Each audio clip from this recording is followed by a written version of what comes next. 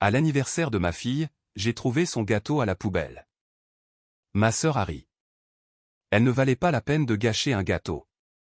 Je l'ai prise et je suis parti. Le lendemain matin, maman a sangloté.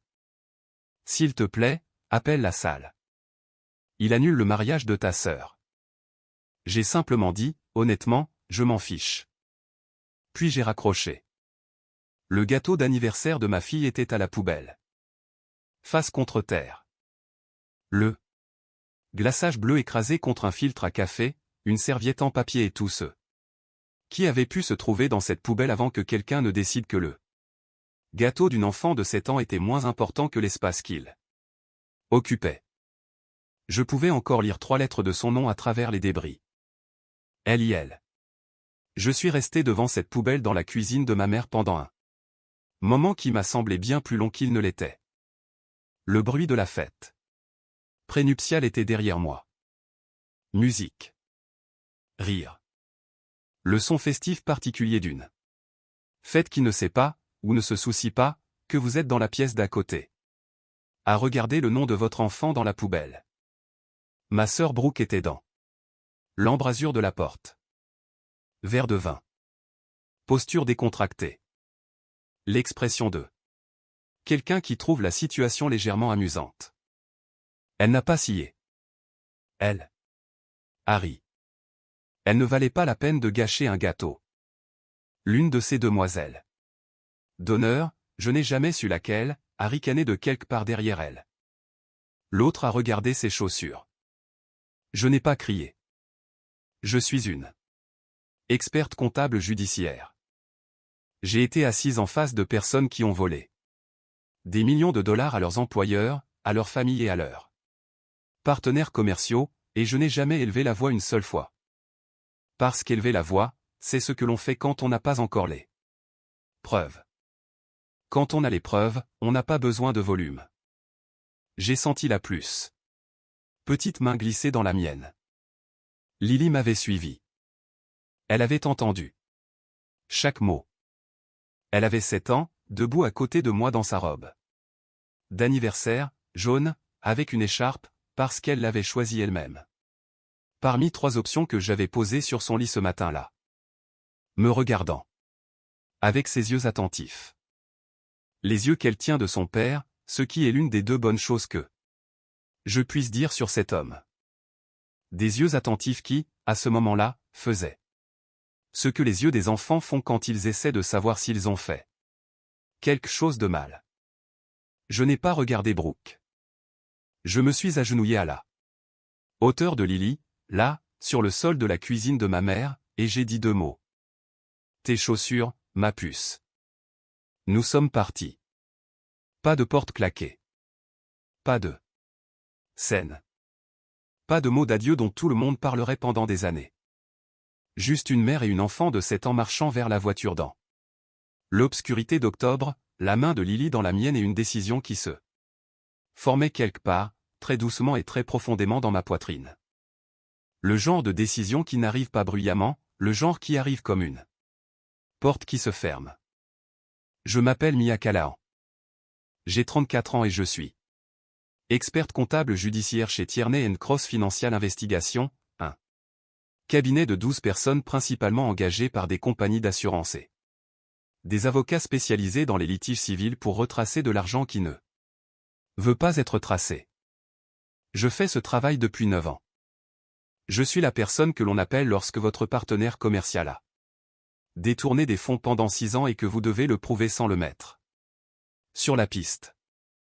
Je suis la personne qui trouve la seule transaction sur 10 000 qui a été structurée spécifiquement pour éviter la détection, et je la trouve parce que je sais à quoi ressemble l'argent caché de l'extérieur.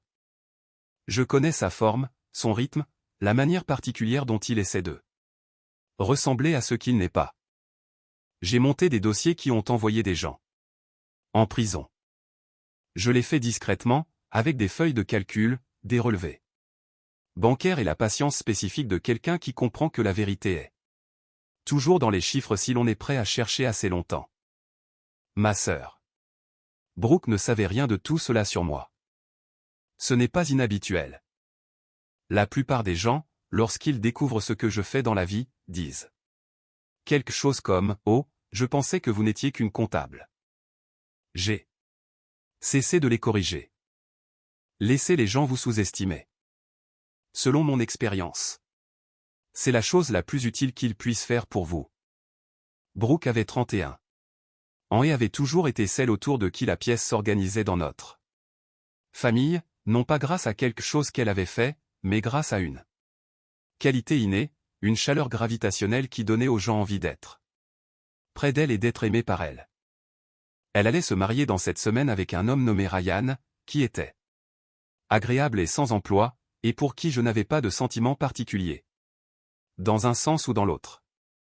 Leur fiançailles avait été annoncée il y a 8 mois lors d'un dîner de famille, et la planification avait progressé avec la vélocité particulière des gens qui ont décidé d'avoir le mariage qu'ils veulent, quel que soit le budget, avec l'entente implicite, jamais formulée, toujours présente, que la famille comblerait les lacunes. Dans notre famille, la famille, c'était généralement moi. J'avais comblé des lacunes toute ma vie. D'adulte sans qu'on me le demande et sans qu'on me remercie, parce que j'étais celle qui avait un revenu stable, des connaissances financières et le type de personnalité spécifique qui trouve plus facile de gérer un problème que de le regarder ne pas être géré. J'avais payé l'assurance automobile de ma mère pendant 2 ans après le départ de mon père. J'avais prêté $3200 à Brooke pour le dépôt de garantie de son appartement il y a 4 ans, un prêt qu'elle n'avait jamais reconnu comme tel. J'avais discrètement couvert la différence lorsque le fonds de vacances familial avait manqué l'été précédent. Je me disais que c'était ce que faisait la famille. Lily avait été le premier signal d'alarme quant à la réalité des choses. Le père de Lily et moi nous étions séparés quand elle avait 2 ans. Il n'était pas présent de manière significative. Présent sur le papier, absent dans la pratique, le genre de parent qui envoie des SMS d'anniversaire 3 jours en retard et considère l'obligation remplie. Lily était habituée à cela et avait développé une philosophie à ce sujet qui était, pour une enfant de 7 ans, remarquablement pragmatique. Elle ne semblait pas pleurer son absence. Elle avait ses routines. Elle était, par toutes les mesures que je savais appliquer, une enfant heureuse. Elle était excitée par la fête d'anniversaire depuis 3 semaines, la robe jaune, le gâteau bleu, sa spécification, le glaçage bleu, parce qu'elle avait vu une photo dans la vitrine d'une pâtisserie et avait immédiatement décidé. Je l'avais commandé à une femme nommée Gloria, qui dirigeait une entreprise de gâteaux sur mesure depuis chez elle, et qui avait une cote de 5 étoiles, et, plus important encore, qui se souvenait de la consultation que Lily avait demandé que le L de son nom ait une petite fleur. Le gâteau était parfait. Je l'avais apporté moi-même chez ma mère, à l'arrière de ma voiture, l'après-midi de l'anniversaire de Lily, qui avait été programmé comme un événement conjoint avec la fête prénuptiale de Brooke parce que ma mère l'avait suggéré, et je j'avais, de manière caractéristique, décidé que c'était gérable. J'aurais dû y voir le premier signal d'alarme. Le premier cycle complet de ce que je ne peux décrire que comme une lente révélation a commencé avec la fontaine à champagne. Les demoiselles d'honneur de Brooke étaient arrivées à 14 heures avec une fontaine à champagne portable, une structure acrylique à plusieurs niveaux, le genre qui nécessite une surface plane et dégagée, et produit un spectacle visuel continu. Elle l'avait installé sur le comptoir de la cuisine, le comptoir où j'avais posé le gâteau de Lily. J'ai remarqué à 15 heures que le gâteau n'était plus sur le comptoir. Je me suis dit, quelqu'un l'a déplacé pour faire de la place. Il est dans le réfrigérateur. Il est sur la table de la salle à manger. Il est quelque part. J'ai cherché dans le réfrigérateur, sur la table de la salle à manger, sur la table d'appoint, sur le bar du petit déjeuner. Je l'ai trouvé dans la poubelle à 15h17, face contre terre, le glaçage bleu sur un filtre à café, elle, et Brooke dans l'embrasure de la porte, et la main de Lily dans la mienne. Je n'ai pas pensé aux finances de Brooke sur le chemin du retour. J'ai pensé au visage de Lily dans la cuisine de ma mère, ses yeux attentifs, sa robe jaune, la question qu'elle n'avait pas posée à voix haute, mais que j'avais lue dans la forme de sa bouche. Ai-je fait quelque chose de mal? J'ai pensé à ce que j'avais dit au dîner en rentrant, que tante Brooke traversait une période stressante et que parfois les gens disaient des choses qu'ils ne pensaient pas, et la façon. Lily m'avait regardé avec ses yeux attentifs et avait dit, elle le pensait. Maman? Avec la calme certitude d'une enfant qui a appris à lire les ambiances. Comme sa mère lit les feuilles de calcul. J'ai dit, tu as raison, elle le pensait.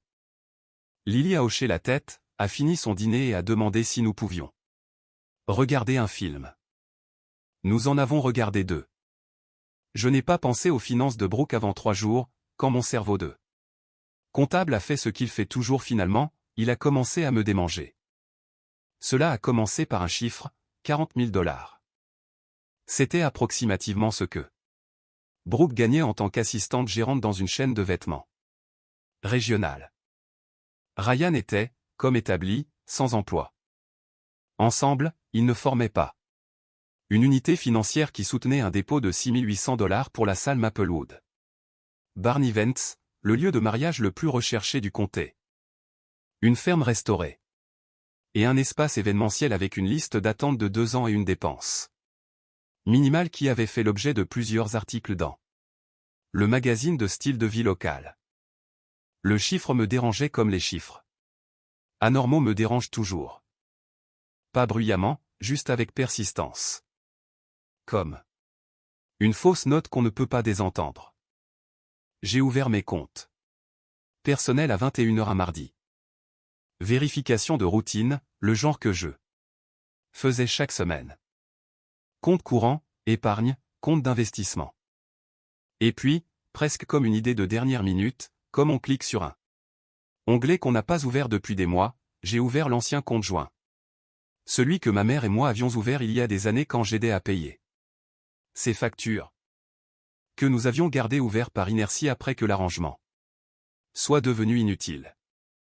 Il y avait 3 noms sur le compte, le mien, celui de ma mère, et un troisième, ajouté, selon l'historique de compte que j'ai consulté. Ensuite, il y a 14 mois, Brooke. J'ai regardé ça un instant. Puis j'ai regardé l'historique des transactions. Le prélèvement était là, daté d'il y a 6 semaines, 6 800 $, à Maplewood Barn Events LLC. Mon estomac a fait quelque chose que je décrirai cliniquement. Il s'est contracté. Un seul mouvement involontaire, l'équivalent physique d'un système qui signale une erreur. J'ai ouvert mon email et recherché Maplewood. Il y avait un message, envoyé à mon adresse il y a 6 semaines. Je ne l'avais jamais ouvert, car mes filtres de courrier l'avaient trié correctement à l'époque, dans un dossier que je consultais mensuellement plutôt que quotidiennement. Je l'ai ouvert maintenant. C'était un contrat de location. 2 salles. Mon nom en haut, listé comme partie responsable pour la réservation de l'événement Maplewood Barn. Ma signature sur la ligne du signataire. Une signature que je n'avais jamais écrite. J'ai posé mon ordinateur portable. Les repris, ouvert le portail de documents de la banque et consulté l'activité complète du compte pour les 14 derniers mois. Il y avait un autre élément, une demande de crédit. Mon nom, ma date de naissance, les 4 derniers chiffres de mon numéro de sécurité sociale. Soumise il y a 14 mois, à peu près au moment où le nom de Brooke est apparu sur le compte, à un bureau de crédit à la consommation. Envoyé depuis l'adresse de ma mère. Je me suis assise à ma table de cuisine.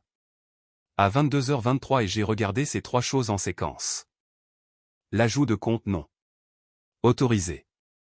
La signature falsifiée sur un contrat de lieu. La demande de crédit. Utilisant mes informations personnelles. Soumise à mon insu, depuis l'adresse de ma mère. Ils n'avaient pas emprunté ma carte. Ils avaient construit une version papier de moi. Je suis resté complètement immobile pendant un moment. Puis j'ai appelé le détective Carole Amara. Carole Amara était détective spécialisée dans les crimes financiers au bureau du shérif du comté. 16 ans d'enquête financière. Auparavant à la division de la fraude à la consommation du procureur général de l'État. J'avais travaillé avec elle professionnellement sur 2 affaires de litige civiles distinctes, où des accusations criminelles avaient été portées. Parallèlement à mon travail de forensique. Elle a répondu au 2e coup de fil. Mia, dit-elle. J'ai quelque chose, dis-je. Personnel ou professionnel? Les deux. Je lui ai tout expliqué. L'ajout au compte. Joint, la charge pour le lieu, la signature falsifiée sur le contrat, la demande de crédit. Elle a écouté sans m'interrompre, ce qui était l'une des choses que je respectais chez elle. Elle recueillait des informations avant d'y répondre. Il y a combien de temps? La demande de crédit a-t-elle été soumise, dit-elle. 14 mois. Et l'ajout au compte? La même période. Qui a accès à vos identifiants personnels? Ma mère. Potentiellement ma sœur par l'intermédiaire de ma mère. Une pause. Mia. Vous savez ce que c'est? Je sais ce que c'est. J'ai dit. Vous voulez déposer un rapport officiel. Je veux d'abord appeler la banque, ai-je dit. Ensuite, je déposerai. Elle a immédiatement compris. La distinction parce qu'elle est bonne dans son travail. La demande de fraude vous permet de récupérer l'argent. Oui, ai-je dit. Le dépôt de la salle sera rejeté cette semaine avant le mariage. Une autre pause. Plus longue. C'est une conséquence importante.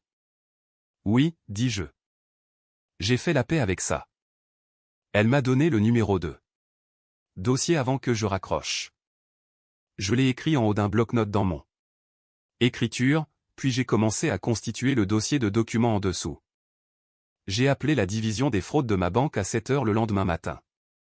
La représentante à qui j'ai parlé était une femme nommée Patricia Burke, qui travaillait dans la réponse aux fraudes depuis 11 ans et qui a mené le processus. Avec l'efficacité de quelqu'un qui a eu cette conversation de nombreuses fois et c'est exactement ce que chaque étape produit. Ajout non autorisé de signataire. De compte, dit-elle en tapant, utilisation frauduleuse de compte pour dépôt. De lieu. Signature falsifiée sur le contrat vous désignant comme partie responsable. Demande de crédit soumise sans consentement. Elle l'a relu. Est-ce complet? C'est complet, ai-je dit. J'émets un numéro de dossier et j'initie un gel sur les transactions contestées. Le recouvrement du dépôt de la salle sera traité dans les 24 à 48 heures. Elle a fait une pause. Avez-vous les coordonnées de la salle? J'ai le contrat, ai-je dit. Ils recevront une notification du débit contesté dans un délai d'1 jour. Ouvrable. Je l'ai remercié et j'ai raccroché. Puis je suis allé à mon bureau à domicile et j'ai imprimé 3 copies collationnées de tout. Le relevé de compte. Avec le débit non autorisé encerclé en rouge, le contrat de location de salle.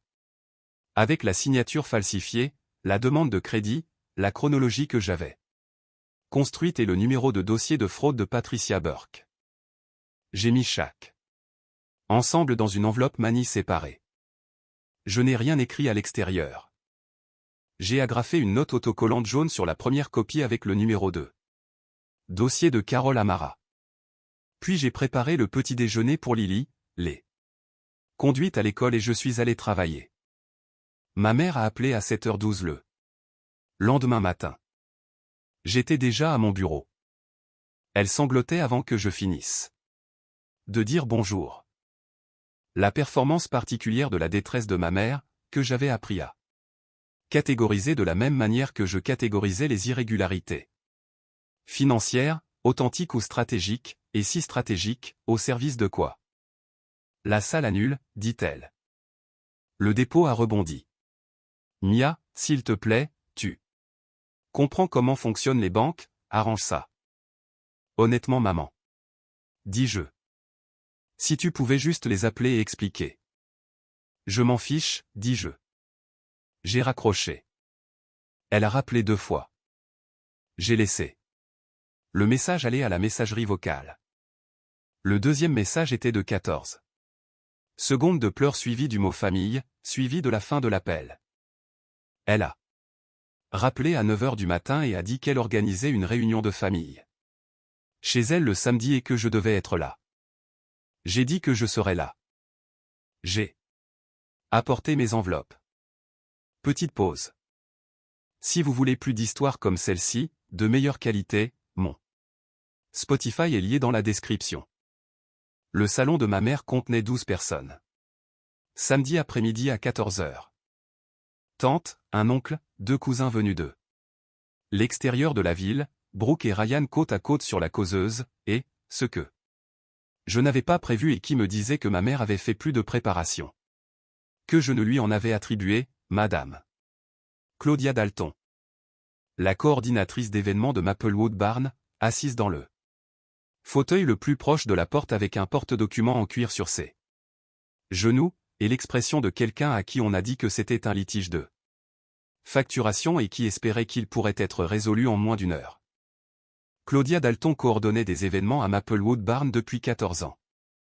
Elle avait une carte de visite dans un étui métallique et une voix professionnellement chaleureuse, comme celle des personnes qui ont appris à gérer des conversations difficiles sans perdre leur façade. On lui avait vraisemblablement dit qu'un malentendu familial avait causé une complication de paiement et que la partie responsable, moi, serait présente pour régler la situation. Ma mère avait arrangé les sièges de manière à être au centre, flanquée de visages compatissants, et j'étais en face d'elle. Elle avait également adopté une expression que je reconnaissais, le visage d'une femme qui a anticipé la situation et qui livre le consensus à une pièce qui a accepté de le recevoir. Mia a été sous beaucoup de stress, dit-elle à la pièce, pas à moi. Elle a fait une erreur avec le compte, mais elle est là. Forte. Elle a toujours été celle qui gère les choses. Elle va arranger ça. Nous sommes une famille. La pièce a hoché la tête. Pas avec enthousiasme. Ce n'était pas une pièce remplie de gens qui étaient certains des choses, mais avec l'accord réflexe de personnes à qui l'on a dit. Quelle était la conclusion? Brooke avait pleuré à mon arrivée. Elle avait continué à pleurer pendant les remarques d'ouverture de ma mère, ce qui était un choix calibré. Ryan était assis à côté d'elle, les mains jointes, ne regardant personne. Madame Dalton s'est tournée vers moi avec un sourire professionnel. J'ai posé l'enveloppe manille sur la table basse. Je n'ai pas élevé la voix. Je n'ai pas regardé Brooke, ni ma mère, ni aucun des visages compatissants soigneusement arrangés. Avant que quiconque ne passe des appels, dis-je, Madame Dalton devrait regarder ce qu'il y a dans le contrat qu'elle tient. Madame Dalton a jeté un coup d'œil à ma mère. L'expression de ma mère a vacillé. Puis Madame Dalton, étant une professionnelle, a ouvert son porte-documents et a regardé. J'ai posé 3 copies sur la table. Basse, une vers Madame Dalton, une vers ma mère, une que j'ai gardée. Le premier document, dis-je, est le relevé de compte montrant le débit de $6 800, mon nom sur le compte, aucune autorisation de ma part. J'ai touché la 2e page. Le 2e est le contrat de la salle avec ma signature. Je ne l'ai pas signé. Je n'étais pas présente lors de sa signature. Et je n'ai autorisé personne à signer en mon nom. J'ai touché la 3e page. Le 3e est une demande de crédit soumise en utilisant mes informations personnelles, y compris mes coordonnées de sécurité sociale, depuis l'adresse de ma mère, il y a 14 mois. La pièce a traité cela à des vitesses différentes. Madame Dalton était la plus rapide.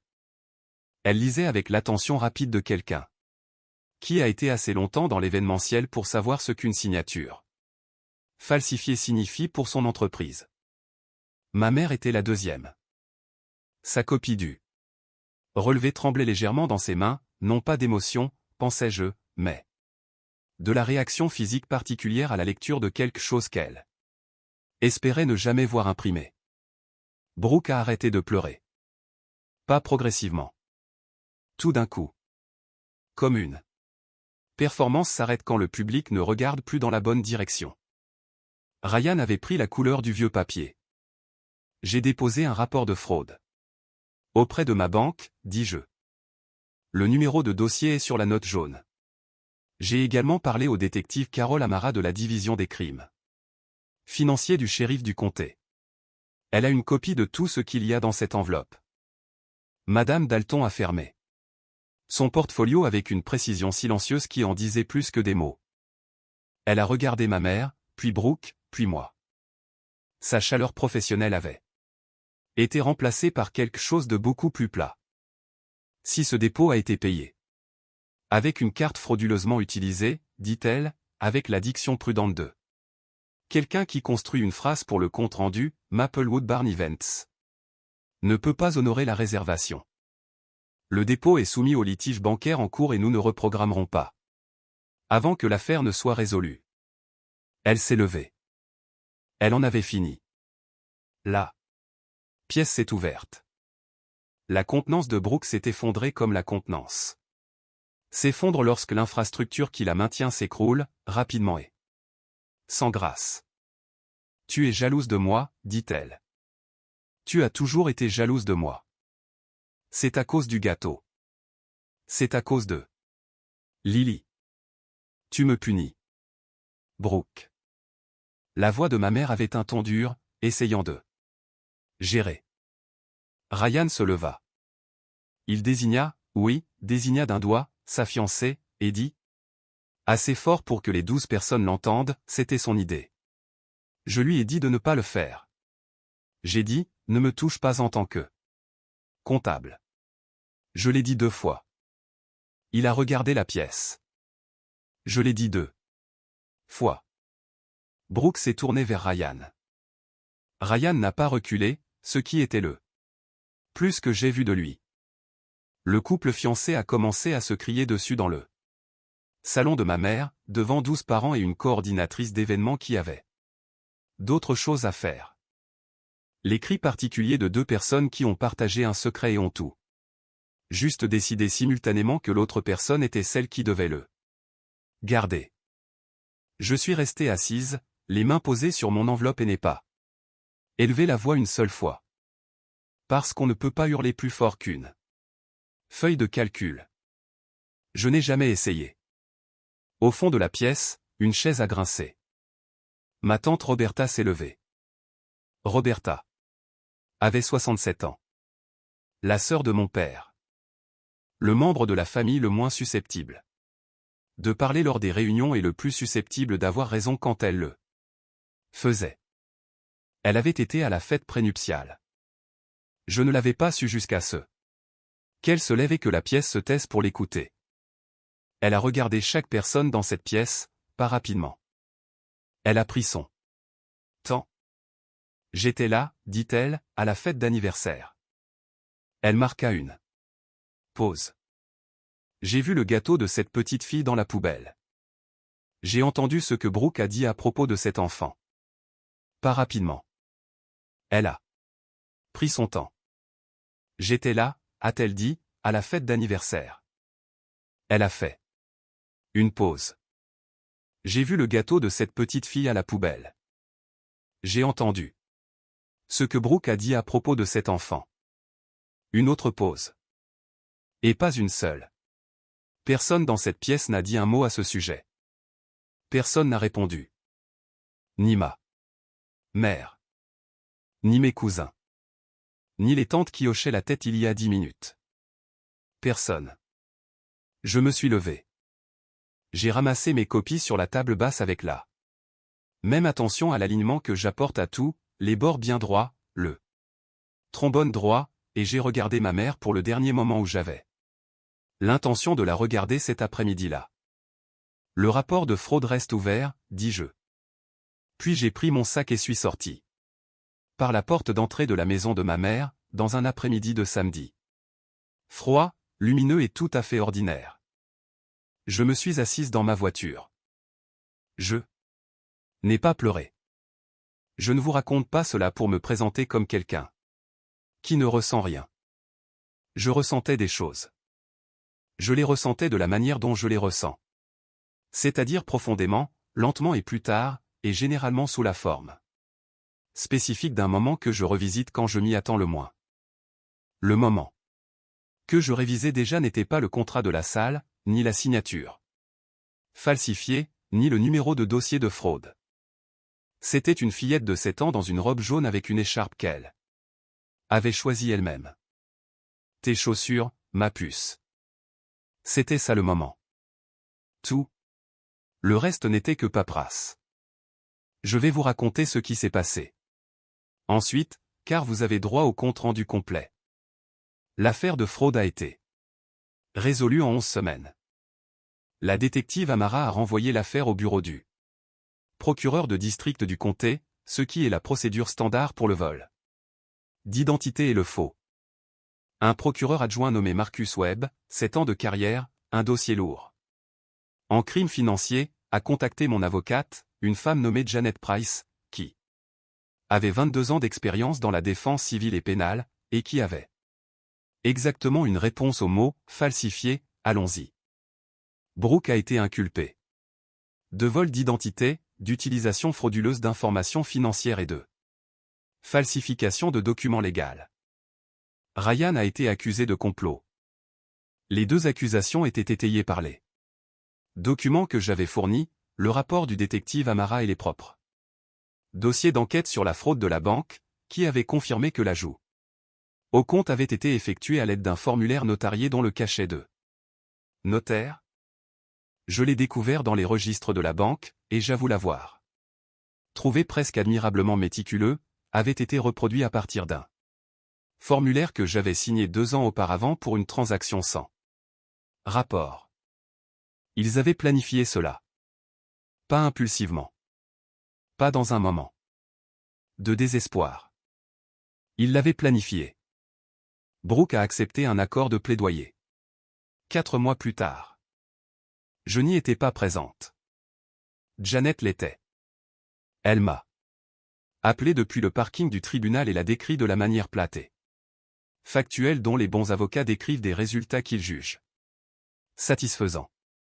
Probation, restitution, un casier judiciaire formel. Ryan n'a pas accepté l'accord. Son affaire est en cours. Je n'ai rien de plus à dire sur Ryan. Maplewood Barn Events, à la suite de l'annulation de la réservation, m'a contacté par l'intermédiaire de son avocat pour solliciter ma coopération avec leur propre action civile contre Brooke pour la réservation frauduleuse. J'ai pleinement coopéré. Claudia Dalton m'a ensuite envoyé un mot manuscrit qui disait simplement « Merci d'avoir apporté les documents. Je suis désolé que cela ait été nécessaire. » J'ai gardé le mot. Ma mère a appelé 3 fois le mois suivant la réunion de famille. J'ai répondu au 3e appel.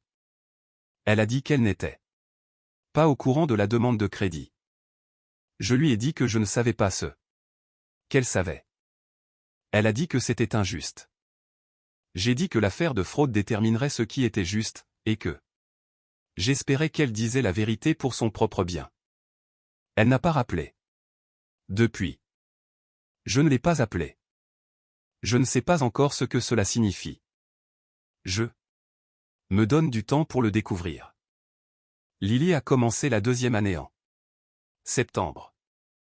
Elle a une enseignante nommée Madame Okafor qui utilise un pot de billes pour les récompenses de classe et laisse les enfants choisir un livre sur l'étagère le vendredi si le pot est plein. L'objectif de Lily, constamment, est le pot plein.